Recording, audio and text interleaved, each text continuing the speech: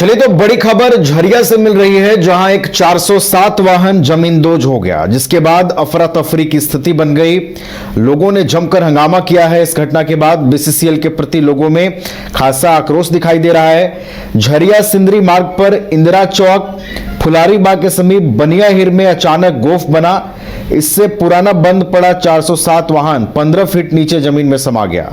आपको बता दें कि इस गतिविधि के बाद वहां पर लोगों में भय का माहौल है। सूचना मिलने पर झरिया पुलिस तुरंत मौके पर पहुंची और लोगों को घटनास्थल पर जाने से रोका है। लेकिन जिस तरीके से जमींदोज की ये जो घटना हुई है, 2017 की इस घटना ने याद दिला दी है, जब पिता और पुत्र घटनास्थल के बगल में जमींदोज हो गए थे। तो इस घटना के बाद से ही बीसीसीएल के प्रति लोगों में खासा आक्रोश जो है वो दिखाई दे रहा है। हमारे साथ हमारे संवाददाता सोमनाथ भी जुड़ गए हैं तमाम अपडेट्स के साथ। सोमनाथ, देखिए, अचानक जो है गोफ बनता है, एक पुराना बंद पड़ा 407 वाहन जमींदोज हो जाता है, जिसके बाद भारी आक्रोश व्याप्त है लोगों में वहां पर बीसीसीएल के प्रति। फिलहाल क्या स्थिति है सोमनाथ, वहां पर लोग क्या हंगामा अभी भी कर रहे हैं? जी नवीन, आपको बता दें कि झरिया जो है एक बार फिर जो है भूदसान की डरावनी झरिया से एक डरावनी तस्वीर सामने आई है। देर रात जो झरिया का इंदिरा चौक है उसके समीप एक पुरानी 407 गाड़ी जो है अचानक जमींदोज हो जाती है। आपको बता दें कि जिस क्षेत्र में यह घटना हुई है वो पहले से ही संवेदनशील है।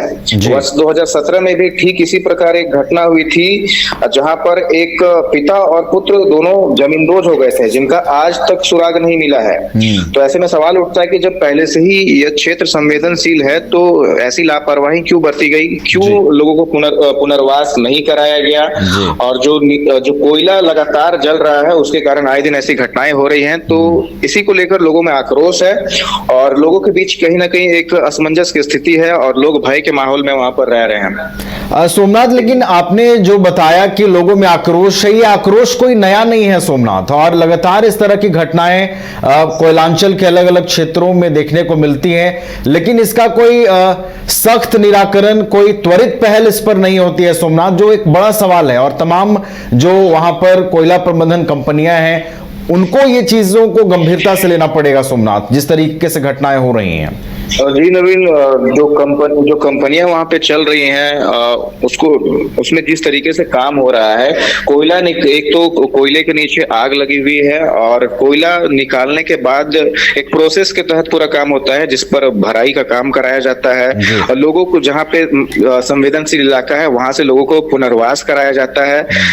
तो कहीं ना कहीं जो ये सब जो प्रक्रिया है, इन सब चीजों में लापरवाही बरती जा रही है। कहीं ना कहीं लापरवाही के कारण ही आए दिन ऐसी घटनाएं हो रही हैं और कहीं ना कहीं इसी को लेकर जो है दिन ब दिन जो क्षेत्र है उसमें एक गंभीर चिंता का विषय बनता जा रहा है, क्योंकि जान माल का तो नुकसान हो ही रहा है, साथ ही साथ पर्यावरण के लिए भी एक ये बहुत बड़ी गंभीर समस्या है, क्योंकि जो गैस का रिसाव गोप से होता है वो पर्यावरण को दूषित करता है और एक जहरीला गैस होता है।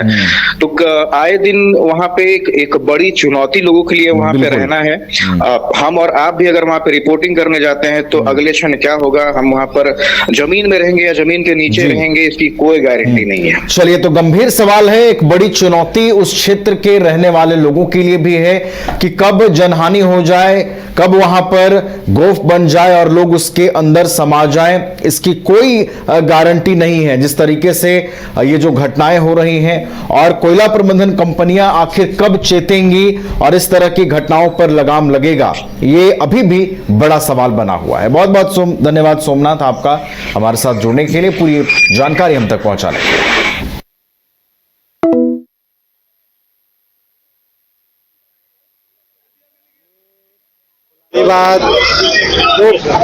फुलालीबाद में अभी पीछे एक 407 खड़ा था, वो 407 जमींदोज हो गया है। जमींदोज कैसे हो गया?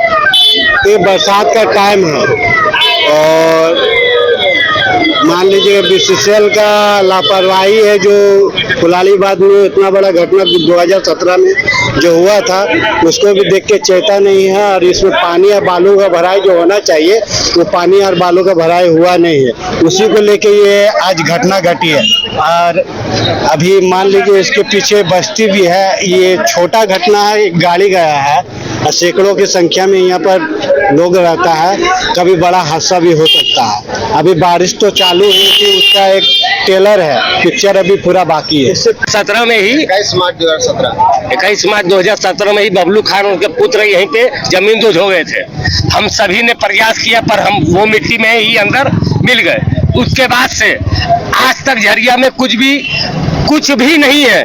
आज झरिया पूर्णवास के लिए 5,000 कितना करोड़ पास हुआ। आज मुख्य सचिव भी धनबाद आ रखी थी और आज ही के दिन यहाँ फुलालीबाग इंदिरा चौक में इतना बड़ा कांड हुआ है। घर रहने का मकान भर नहीं, ये खुशियों की तिजोरी है। दरवाजे पर दस्तक देता पड़ोस, खिड़कियों से उमड़ आता आसमां, तारों में उलझी ऐसी ना जाने कितनी दास्तां। कहती हैं चले डायमंड सिटी, एक सफर हम सफर के साथ अपने घर तक।